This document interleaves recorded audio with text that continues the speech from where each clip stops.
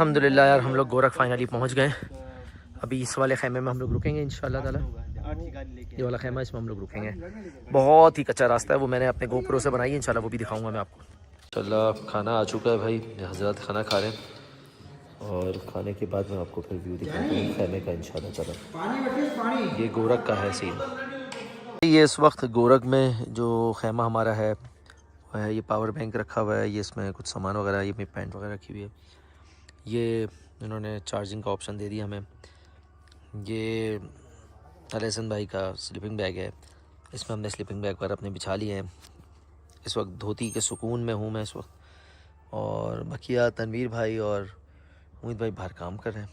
ये हमारा सोने की जगह इंशाल्लाह, यहाँ पे हम अभी चाय वाय पियेंगे। वालेकुम भाई, इस वक्त रात के 12:30 बज रहे हैं, ठंड बढ़ चुकी है यहाँ पे, और हम क्या कर रहे हैं इस वक्त, खाना वाना खा चुके हैं, नमाज़ पढ़ चुके हैं अल्हम्दुलिल्लाह। अच्छी एक दीनी डिबेट हो रही है, मज़ा आ रहा है। और यहाँ पे अभी हम लोग जो है वो माहौल हमने बनाया हुआ है। अभी हमने वो अदरक वाली और वो वाली क्या कहते हैं पुदीने वाली चाय पी है, और अब हम इंशाल्लाह थोड़ी देर में सो जाएंगे। ये रात का माहौल है भाई।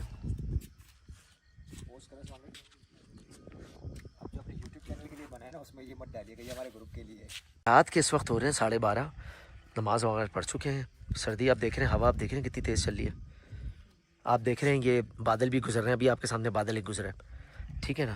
तो ये चीज़ें हैं, और ये जो है भाई नमाज़ पढ़ रहे हैं अली हसन भाई। वालेकुम जी एवरीवन, उम्मीद आप खैरियत से होंगे। गोरख पे आज हमारा दूसरा दिन है। कल रात में हम पहुँचे थे, सर्दी वर्दी थी, अब गर्मी शुरू हो गई, 11 बज रहे तकरीबन। तो ऑलमोस्ट हम अपने सामान की पैकिंग वैकिंग और चीज़ें कर रहे हैं, ठीक है। ये हमारी बाइक खुली हुई है, सामान पैक हो रहा है। ये मोहित भाई अपनी बाइक रेडी कर रहे हैं। बाइक में थोड़ा सा प्रॉब्लम आ गया था, मोहित भाई के अभी नीचे आके बैटरी लगवाएंगे दादू पे। ये कैंप था जिसमें हम रात रुके थे, ठीक है। और ये पीछे जो पहाड़ आप देख रहे हैं ना गोरख का, इसका ये वाला जो हिस्सा, ये बलूचिस्तान का एरिया आता है, ठीक है ना, ऊपर वाला जो है, और ये नीचे सिंध वाला आता है एरिया। तो इस तरह से ये बॉर्डर कराता है ये, ठीक है। तकरीबन 5-5.5 हज़ार फुट पर है ये, जितना तकरीबन मरी है तकरीबन ऑलमोस्ट उतना ही आता है ये, ठीक है ना। तो रात में सर्दी थी, और अभी इस वक्त मेरा ख्याल है कोई 45 डिग्री तो हो रहा है। आए और दिखाता हूँ आपको मैं।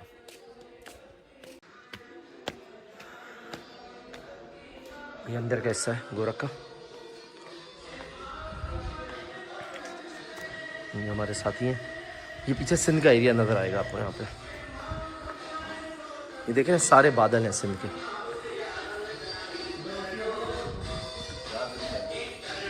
तस्वीरें खींच रही हैं हमारे हजरात को। वो वॉशरूम बना हुआ है नीचे, नीचे वॉशरूम है, और ये देखें सामने सारे बादल आ रहे हैं, ठीक है ना। अभी मैं एक तस्वीर खिंचवाऊंगा अपनी बेहतरीन किस्म की। भाई ये जगह है, ये गोरख का ये एरिया था, और यहाँ हम करेंगे अभी नाश्ता। व्यू देखें, व्यू नाश्ते का व्यू देखें आप। व्यू चेक करो बाजी, व्यू चेक करो। अस्सलाम वालेकुम। अब चालू जा सकते हैं हम लोग, यहाँ पर चाय पी रहे हैं, ठीक है भाई। 03002700 नाश्ता सामने रोड जा रही है, ये खुशदार जा रही है, और यही नंबर इधर पूरा पहाड़ी सिलसिला का नंबर भी था। पीटीसीएल नहीं है सर, वो खत्म हो गया पीटीसीएल, पहले ने पीटीसीएल अभी सर्विस नहीं है, बंद है सर। और उस आगे की तरफ आधा पहाड़ ये सिंध में है, आधा बलूचिस्तान। आराम से आएगी रेस भाई, क्या पुलिस में कंप्लेंट करते हैं। बादल है पीछे जहाँ बैठे में इस वक्त गोरख हिल पे माहौल चल रहा माहौल।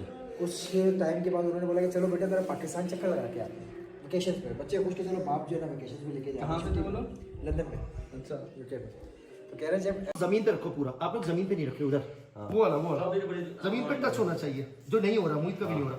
उसके बाद ये पकड़ना है, और ये पकड़ के इसको यूं जमीन पे लाना है। देखो दोनों जमीन पर है, जबकि बॉडी सीधी होनी चाहिए आपकी। ये हाँ, और नीचे साथ फोटो निकाल दूं वीडियो। हां मैंने फोटो करा दिया। 1005 है, 1002, 1003, 1004 लगा हुआ जमीन पे, 1005, 1006, 1007, हो रहा है 8, 1009, 1010। एक मिनट देखो। ये निकल गई नीचे, 1001, 1002, 1003। सर वीडियो बना ले।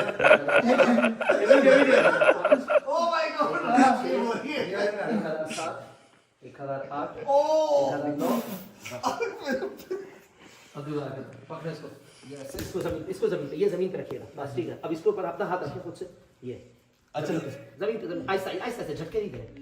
1001, 1002, 1003, 1004, 1005, 1006, 1007, 1009, 1010। जबरदस्त। तुम्हारा वजन कितना है? पता नहीं। तुम जी अब 1:30 बज रहा है, शदीद धूप है, बहुत बैठक हो गई, एक्सरसाइज भी हो गई, बातें भी हो गई। अब पैकिंग जारी है, सारी देखें पैकिंग वैकिंग कर रहे हैं। अली हसन भाई की बाइक रेडी है, सामान पहन रहे हैं। तनवीर भाई की बाइक भी रेडी है, मोहित भाई और मेरी बाइक रहेगी, इसको हम इंशाल्लाह बस फाइनल कर रहे हैं और इंशाल्लाह ताला निकलेंगे। ये हमारा सामान है, ये हेलमेट रखा हुआ है मेरा, हेलमेट के साथ अभी ये गोप्रो है जो मैं अभी लगाऊंगा। गर्मी की वजह से अंदर रखा था कि हीट अप ना हो जाए।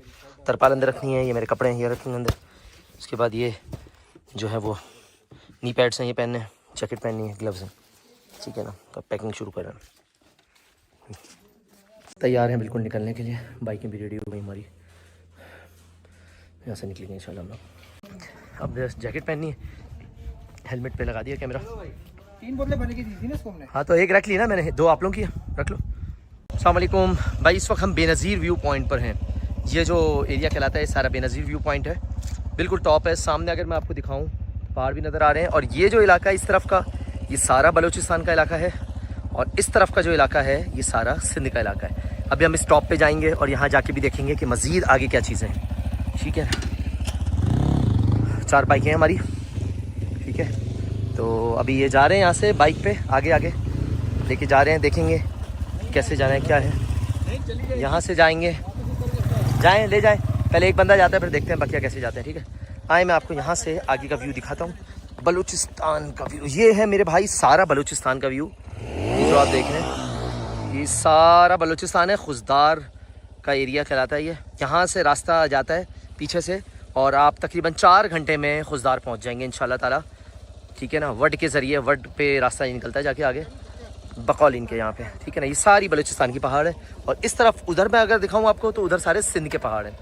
जगह वो जगह कहलाती है जो सबसे टॉप का पॉइंट है। इस वक्त हम तकरीबन ऑलमोस्ट 5-5.5 हज़ार फीट पर है। रात में काफ़ी ज़्यादा सर्दी थी यहाँ पे और अभी सर्दी का नामो निशान नहीं, ठीक है ना।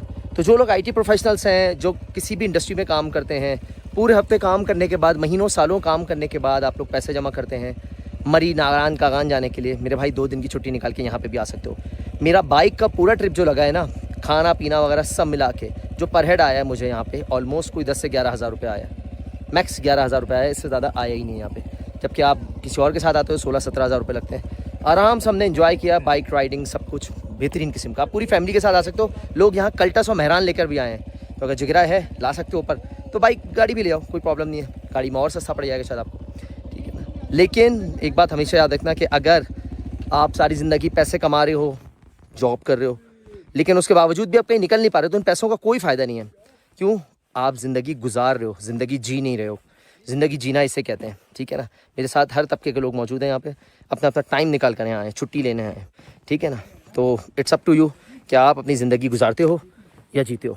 Thank you. अस्सलाम वालेकुम व्यूअर्स, इस वक्त मैं हूँ गोरख हिल के ऊपर। मैंने कहा थोड़ा सा मैं RX-3 के बारे में आपको बताऊँ, कैसी बाइक है क्या है। RX-3 जो है ना ये सिंगल सिलेंडर 24 हॉर्स पावर की मशीन है ये, ठीक है ना। 249 सीसी की ये बाइक है और इसका जो इटालियन वर्जन है वो आपके पास TRK 251 का आता है, बिनाली TRK, और ये जोंगशन की रोड प्रिंस की RX-3 है, ठीक है। इसका RX-1 भी आता है 200 सीसी, ये 250 सीसी है, ठीक है। टायर जो पिछला है ना वो इसका है 130/17-19 का, ठीक है। और आगे वाला मेरा ख्याल है शायद 18 का टायर है। आगे वाला जो टायर है वो है 130/90-19 का, पीछे वाला 17-19 का टायर है, ठीक है ना। उसके अलावा ये थोड़ी सी उठी हुई है, मैं आपको इसका जम दिखाऊं, इधर आए ज़रा, तो मैं आपको जम दिखाता हूँ। 3 बॉक्सेस है इसके अंदर, ठीक है ना। ये इसका जंप मौजूद है, जंप को आपको फास्ट या स्लो करना आप यहाँ से कर सकते हैं, ठीक है ना। उसके अलावा हमने यहाँ पे बाइक में एक्स्ट्रा लाइट्स भी लगवाई हुई हैं, ठीक है। ये बाइक की एक्स्ट्रा लाइट्स लगी हुई हैं और इसके अलावा इसके अंदर जो पेट्रोल आता है वो ऑलमोस्ट कोई 14 लीटर का आता है।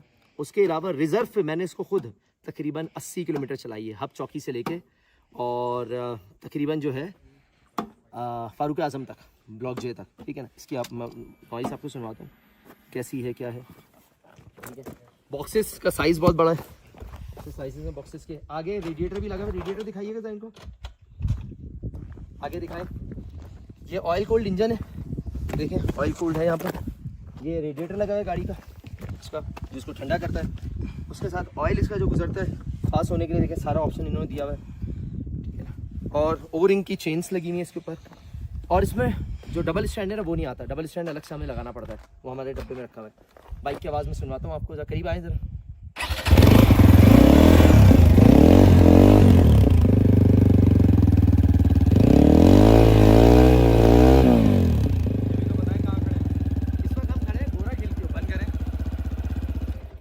गोरा हिल का टॉप है इस वक्त, ऑलमोस्ट कुछ 5,500-6 हज़ार फीट पर है। इस तरफ बलूचिस्तान है सारा, इस तरफ सिंध है। और ये बाइक अल्हम्दुलिल्लाह चारू माछी भी मैं ले जा चुका हूँ उसको, one of the toughest of road in my history. और गोरख की इस वक्त सड़क की हाल अभी आपको इंशाल्लाह GoPro के और बकिया कैमरे के रिजल्ट्स नजर आएंगे मेरे दूसरे व्लॉग में, उसमें आप देखिएगा कि सड़क के क्या हाल है। 3 दफ़ा मैं गिरा हूँ रास्ते में, लेकिन अल्हम्दुलिल्लाह बाइक ना सिर्फ चढ़ी बल्कि प्रॉपर पहुँची भी। इसका टॉर्क और चीज़ें बहुत बेहतरीन है। मैं 2 जगह पे इस पर डबल भी सामान वगैरह रख के लेकर आया हूँ। तो अगर आप ऑफ रोड के शौकीन हैं तो मैं आपको सजेस्ट करूँगा फियागो टेकिन बिनाली की, या इस तरह की बाइक्स जो कि ऑफ रोड के ऊपर चलती हैं, ऑन रोड भी चलती हैं, ऑफ रोड भी चलती हैं। वज़न इसका तकरीबन ऑलमोस्ट 185 किलोग्राम के आसपास है। Thank you. ये है भाई बेनज़ीर व्यू पॉइंट का एरिया, ये हमारे हजरात बैठे हुए, इन लोग से फीडबैक लेते हैं। ये देखें, ये प्राइवेट प्रॉपर्टी बन चुकी है यहाँ पे। ये देखें और भी तरक्याती काम जारी है, आगे भी काम जारी है।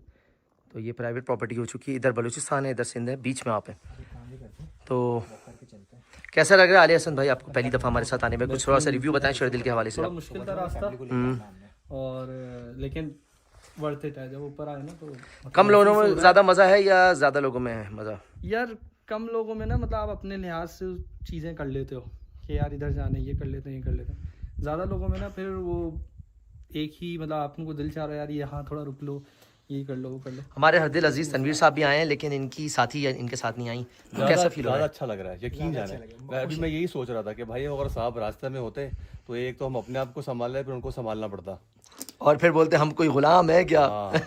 तो एंजॉय कर रहे हैं। मैं भी, मेरे यकीन जाने मेरे दिल में यही बात आ रही थी। मैं मोहित को बोलने वाला था यार, हम सोच रहे थे वो होता तो हम एंजॉय करते, हम ज्यादा एंजॉय कर रहे हैं। मजा आ रहा है।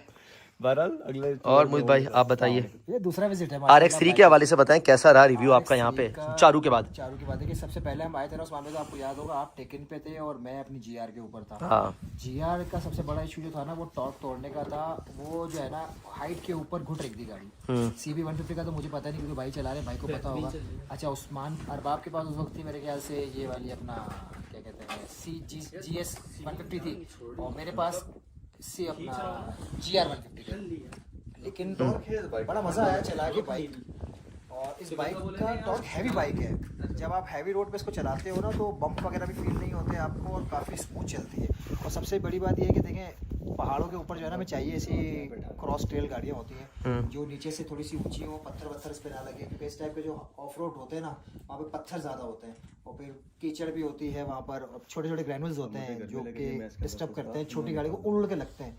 तो हाइट की वजह से जो है ना हमें बड़ा अच्छा लगा, मुझे मेरा एक्सपीरियंस अच्छा था इस गाड़ी के। अच्छा यार, आप तीनों से एक सवाल ये करना है कि आप लोग, हम लोग ज़्यादातर बिजनेस भी कर रहे हैं, जॉब भी कर रहे हैं, तो आप जॉब वाले साथियों को क्या कहना चाहोगे? आप स्पेशली आपकी इंडस्ट्री के लोग, बैंकिंग इंडस्ट्री के लोगों को क्या कहना चाहूँगा कि अगर आप ये सोचेंगे कि टाइम नहीं मिलता तो ये याद रख लें, टाइम कब्र तक नहीं मिलेगा। टाइम आपको निकालना आप कैसे टाइम निकालते हो, दूसरे क्यों नहीं निकाल पाते आपके साथ के लोग? क्या फ़र्क है? क्योंकि मैंने जब एक चीज़ सोच लिया तो बस मैंने करना है तो करना है। अच्छा, बहुत सारे बैंक वाले कहते हैं कि यार वो रात शाम तक बैठेंगे, ज़्यादा पैसे भी कमा लेंगे, तो होगा कैसे? आप भी निकले हैं, दूसरे भी निकले हैं, तो मतलब क्या उनको क्या कहना आप चाहेंगे? ज़्यादा पैसे जो कमाएंगे वो पीछे उनकी औलादें इस्तेमाल करेंगी, वो अपनी सेहत का बेड़ा गर्क कर लेंगे। भाई जब आपने कमाना है तो अपने आप को तो फिट रखें, गिरने के लिए थोड़ा सा इसको यहाँ पे थोड़ा सा पीस होना चाहिए। घर के मामलात आपके अलग हैं, बीवी के, बच्चों के, ऑफिस के मामलात अलग हैं, तो अपने लिए भी टाइम निकालें, बाहर निकलें। आप चार्ज होंगे तो सही तरीके से घर भी चलाएंगे और जॉब भी कर सकेंगे। अच्छा, बैंक वाले कहते हैं झूठ बोल रहा है, बाइक पे गया है, तो क्या कहना चाहेंगे इसको? कहते हैं हम तो साइड एरिया तक नहीं जा सकते यार। इस पर मैं कुछ नहीं कह सकता, हम लोग जाते ही बाइक पर हैं, और जो हम इंजॉयमेंट हमारी जो बाइक पर होती है वो गाड़ियों में होती नहीं है, हम ज़्यादा एंजॉय करते हैं इसको। आलिया हसन भाई आप बताएं, आप किस इंडस्ट्री से हैं, क्या करते हैं, और क्या नाम है? मैं रियल एस्टेट से हूँ, और मुझे फिर टाइम मिल जाता है। तो रियल एस्टेट वाले क्यों नहीं निकलते? मैंने कभी देखा नहीं है रियल एस्टेट वालों को। असल में उसमें भी यही चक्कर है जो जॉब वालों का है। वो कहते हैं यार बस यारी डील हो जाए तो चला जाऊंगा, यारी डील हो जाए तो चला जाऊंगा, इतने पैसे आ जाए तो चला जाऊंगा भाई। और आखिर में उस पैसों को एंजॉय कौन करता है? वो घर वाले असल देखें, लोग निकलते हैं, हम जैसे रियल एस्टेट वाले जाते हैं, वो नारायण कागन चले जाते हैं या फैमिलीज के साथ जा रहे होते हैं, लेकिन उसमें ना आप जिम्मेदारी कह लो एक साथ लेके जा रहे हो, उसमें आप सुकून में नहीं होते हो उसमें। अच्छा, वहाँ जाके भी कहते हैं यार ये मरी वाली जगह अच्छी, सोच रहा हूँ यहाँ प्लॉट बना लूँ। या सेफ्टी हो, सिक्योरिटी है, ये अब फैमिली वाले होते हैं ना, आपके ऊपर जिम्मेदारी होती है, आप जहनी तौर पे सुकून नहीं होते। जब अकेले निकलते हो ना बाइक्स वगैरह पे, तो आपको एक होता है कि यार मुझे अभी मतलब इतनी टेंशन नहीं है, मुझे पता है कि मैं ये करना है, ये कर लूँगा, थोड़ी सी हिम्मत है, ऐसे कर लूँगा, ऐसे कर लूँगा, जिम्मेदारी का भी मतलब मैं थोड़ा सा दूर हुआ हूँ। ठीक है, तो ये है बाइक पे ये फ़ायदा। मोहित भाई आप बताएं आपकी इंडस्ट्री, आप क्या इंडस्ट्री है और आपके साथ आपके जो इंडस्ट्री के लोग हैं वो क्यों नहीं निकलते? देखिए वो हर बंदे का जो है ना टाइम कभी भी किसी चीज़ के लिए मिलता नहीं, निकालना पड़ता है, आपको मैनेज करना पड़ता है। हालांकि देखा जाए तो इस वक्त जॉब से ज़्यादा प्रॉब्लम जो है ना वो कारोबारियों से रहती है, बिल्कुल ऐसा ही है कि उनको सब चलाना होता है। जॉब का तो ये है ना कि चले अल्लाह का शुक्र है, अल्लाह पाक सबके कारोबार में इसमें बरकत दे। होता यही है ना कि आपने लीव दी आज की कि भाई मैं कल जा रहा हूँ, आप निकल गए, आपकी है ना छुट्टियां पड़ी हुई हैं। अब जो कारोबार ऑन कर रहा है ना उसकी छुट्टी कभी भी नहीं होती है, वो सोच भी नहीं सकता कि छुट्टी है, लेकिन ठीक है आप अर्न कर रहे हो, अल्लाह पाक का शुक्र है, अल्लाह पाक ने आपको दिया है, तो you should have to invest on yourself. करोगे तभी तो आप रिलैक्स रहोगे। और कोई ऐसी चीज़ तो नहीं है, ये एक तरीके से लोग हमें कहते हैं मुशक्क़त का काम कर रहे हो, लेकिन हमें तस्कीन इसी में मिलती है, मुशक्क़त के काम में तब जाया करें। तो अल्लाह का शुक्र है, अल्लाह पाक ने नवाजा है, साथी आप जैसे हैं अच्छे कुछ जिनके साथ मज़ा आता है चलने में। तो अल्लाह पाक सबके लिए खैर आप जैसे मामला फरमाए। और एक ही बात कहूँगा कि यार सोचो मत, करो, निकल जाओ, ये टाइम वापस नहीं आएगा। उम्मीद है आपको ये बातें सारी समझ में आई होंगी और आप लोग ने कुछ जोश जज्बा पकड़ा होगा। इसमें कारोबारी हजरात भी हैं, वो भी हैं, और कारोबारी हजरात जो हैं वो जॉब से ही नीचे ऊपर आए, और जब जॉब कर रहे थे ना तब भी वो इस तरह की ट्रैवलिंग वो करते थे।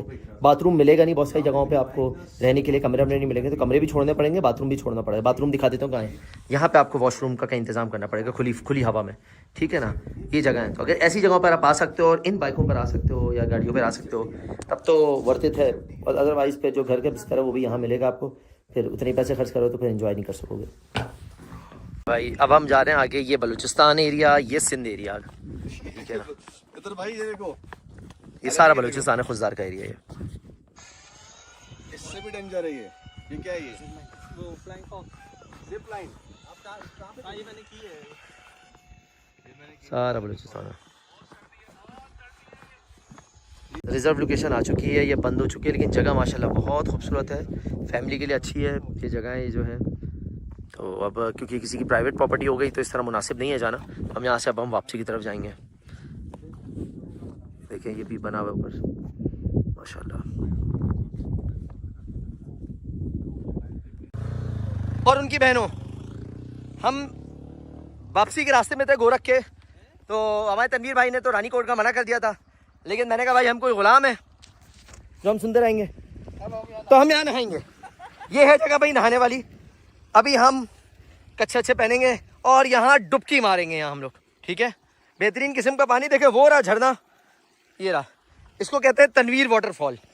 ये है तनवीर वाटरफॉल, क्योंकि तनवीर ने दरियाफ्त किया है तो मैं इसको नाम दूंगा तनवीर वाटरफॉल का, और मैं इसको गूगल मैप पे भी लोकेट कर दूंगा तनवीर वाटरफॉल को। चल रहे हैं, बाइक गाड़ी इनकी फंस गई। भाई इस तरह आना है ना तो भी आ सकते हो, लेकिन हम आते हैं बाइक के ऊपर, और बाइक के बाद फिर हमें ये भी ऑप्शन मिलता है जो है तनवीर वाटरफॉल।